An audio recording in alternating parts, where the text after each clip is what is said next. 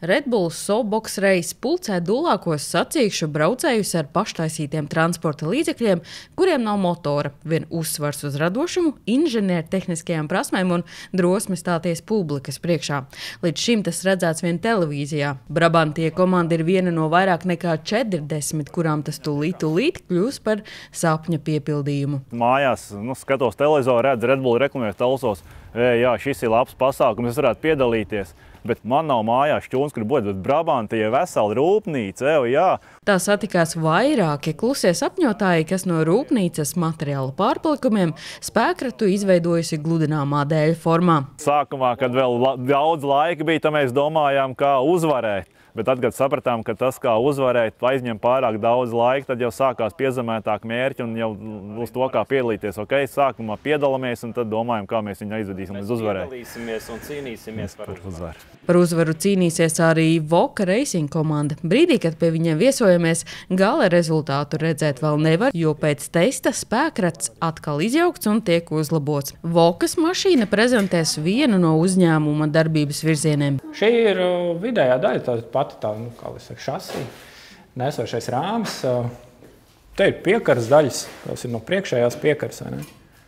Būs klāt tur. Riteņi apmēram tik plati būs tā, tā apmēram. Ceru, ka trase nebūs šaura, ka varēs izplesties, ritīgi tā plašāk. Kaut kāds ātrums jau var jāuzstāda. Nevar jau tā nobremzēt vai ne un mierīgi izbraukt. Neies krastā. Sienu ķīps tiks izšķaidīts, izsists, būs sienas uz trases, virāžās vai vēl kaut kur kādos šķēršļos būs sienas, tas slīd ļoti. Riepām nebūs vairs tā saķera, kas ir uz tīra asfalta. Nine Hill komandai bonus stāmīti blakus oficiālajai trasei.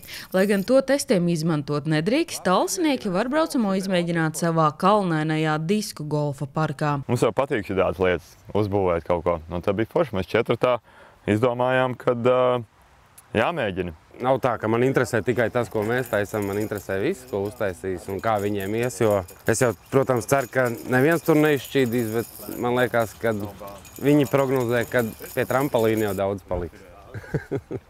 Bet tas arī tāds mērķis tam Red Bull sacensībām, cik es esmu skatījies, tur diezgan daudz nenobrauc līdz galam.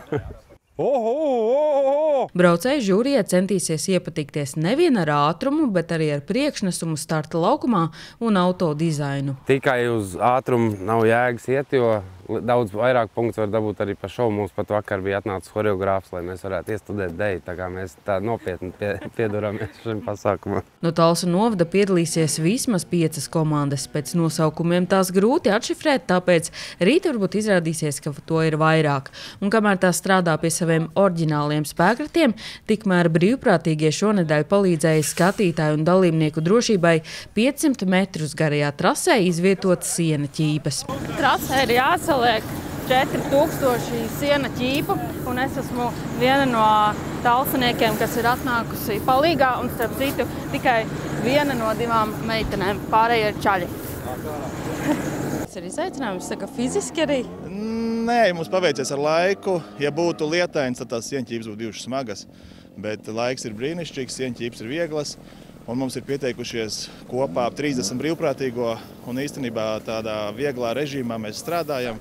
Un pagaidām viss ir super. Esam kaut kur trešdaļu izkrāmējuši un gaidām nākošo traktoru. Sacensības sāksies 2:00 un ilgs vairākas stundas. Sanita Liepiņa, Tereza Matesone, TV9 Pakalni.